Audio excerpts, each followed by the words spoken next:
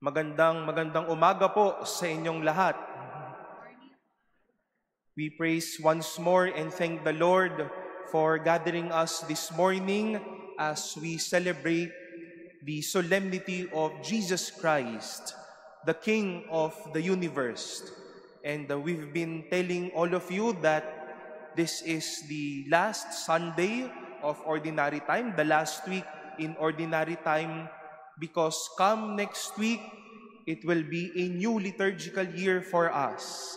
And it is a great time for us to really recall and embrace the many blessings we have all received during the past liturgical year. Na-miss po namin kayo last week. No? Alam ko pong madami ang natakot sa threat ng bagyo. And we are all happy that you are here this morning to gather and celebrate the Holy Mass with us. As I've said, come next week, we shall be opening a new liturgical year with the preparation days we call Advent. Maliban po sa pananalig at pananampalataya natin, sinasabi natin sa misa, si Kristo ay namatay, si Kristo ay nabuhay. Ano po yung pangatlo? Si Kristo ay babalik sa wakas ng panahon. Our faith in the second coming of Jesus.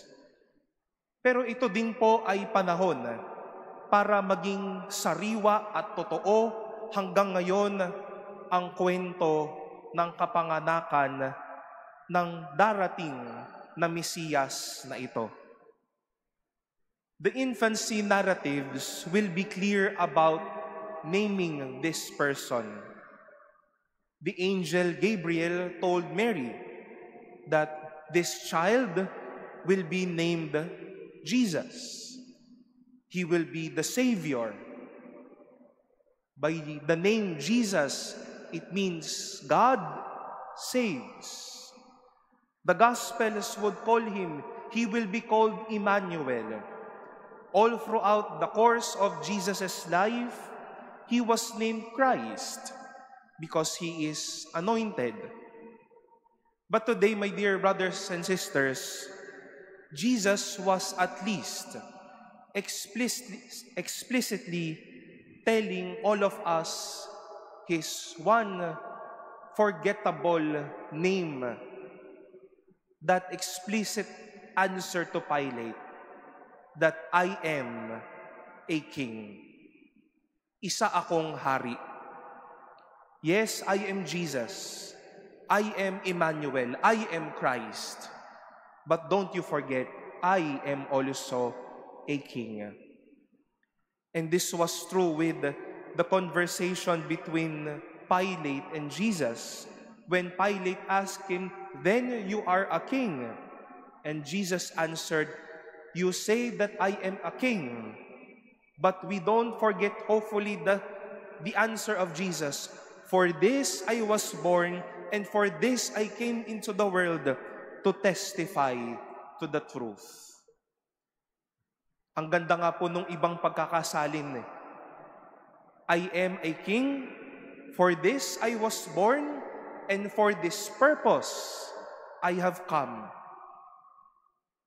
Oo, dadating ako sa mundong ito bilang tagapagligtas. Pero dadating ako sa bawat isa bilang hari. At gagampanan ni Jesus ang pagiging hari. Hindi lang noon, kundi hanggang ngayon. Ang kanyang kaharian na punong-puno ng pag-ibig at saysay para sa ating. And obviously, we will not celebrate Christ the King without acknowledging how he was true and faithful as king. How he was faithful and true to this reason and purpose in life that he all shared with us this feast day. Our first reading and second reading would show how we have been praising God because he has been a good king to us. He has been faithful to the many purpose by being good, patient, and a provident King to all of us. Then and today, heaven and earth will continue to praise God because of His endless love for all of us. Kaya po magandang paalala ito sa atin sa linggong ito. At sabi ko nga, as we also reap the fruits of this past liturgical year, He is King so that He can give all from His heart and all that is the best for us. Hindi siya hari para saktan tayo. Hindi siya naging hari para sirain tayo. Hindi siya naging hari para iwanan tayo. But He came as King so that He can do His purpose in life. To save us, to serve us, to offer what is best for us, and to bless us in our lives. Magandang inspirasyon po ang pagkahari ni Jesus mulit-muli sa buhay natin bilang mga sumusunod sa Kanya. Niyakap niya ang layunin niya bilang hari para mas mahalin at alagaan tayo.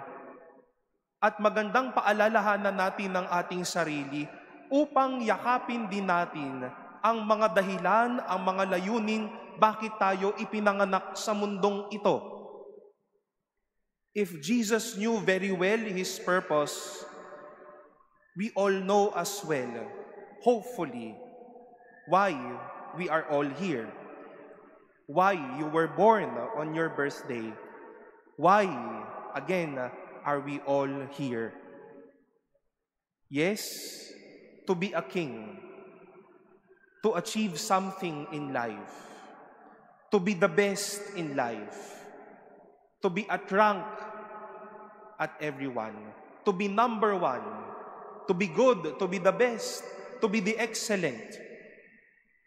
But we let these experiences be ways how can we love everyone more and more. Mga minamahal na kapatid, para kay Jesus hindi lamang po pangalan ang pagiging hari. Naging hari siya para maging makulay ang buhay natin at para ibigay ang lahat para sa atin. He was no king that will harm us. He was no king that will forget us. But He was king, and He is always king, so that He can be faithful to His why, to His reason, to His purpose in this life. To save us, to love us, to give all the best blessing, and to give His life as the best blessing for all of us. I throw this mission to all of us. Know your purpose, know your reason why we are all alive. And as you find that purpose, make that purpose reasonable and fruitful by serving others and making your lives and their lives a concrete sign of God's blessings and love.